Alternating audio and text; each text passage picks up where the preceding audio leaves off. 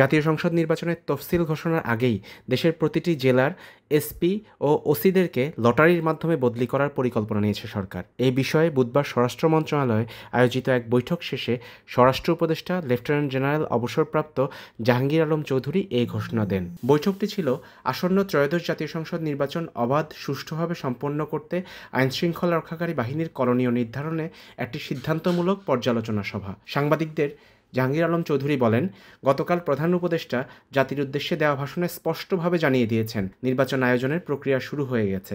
সেই ধারাবাহিকতায় এই বৈঠকে আমরা বিভিন্ন বিষয় নিয়ে আলোচনা করেছি। তিনি আরও জানান, এই বৈঠকে নির্বাচনের সময় যেসব লজিস্টিক সহায়তা প্রয়োজন হবে তা নিয়েও বিস্তারিত আলোচনা করা হয়েছে। আপনারা জানেন, একজন ডিসি, এসপি, ইউএনও কিংবা ওসি নির্বাচনের সময় অত্যন্ত গুরুত্বপূর্ণ ভূমিকা পালন করেন। এ সময় অনেক প্রার্থী চান তার পছন্দের এসপি বা ওসি দায়িত্বে থাকুক, কিন্তু আমরা এবার সেই রীতি থেকে সরে এসে সিদ্ধান্ত নিয়েছি সবার উপস্থিতিতে গণমাধ্যমের সামনেই লটারির মাধ্যমে প্রত্যেকটি জেলায় ওসি, এসপি পদে বদলি করা হবে। স্বরাষ্ট্র উপদেষ্টা আরও বলেন, আমরা শুধু এসপি ও ওসিদেরকে বদলির ক্ষেত্রে লটারি করব।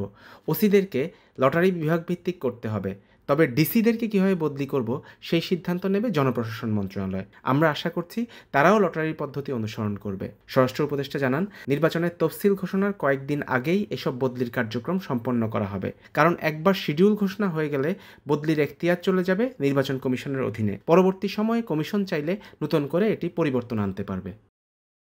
পতাকা নিউজ।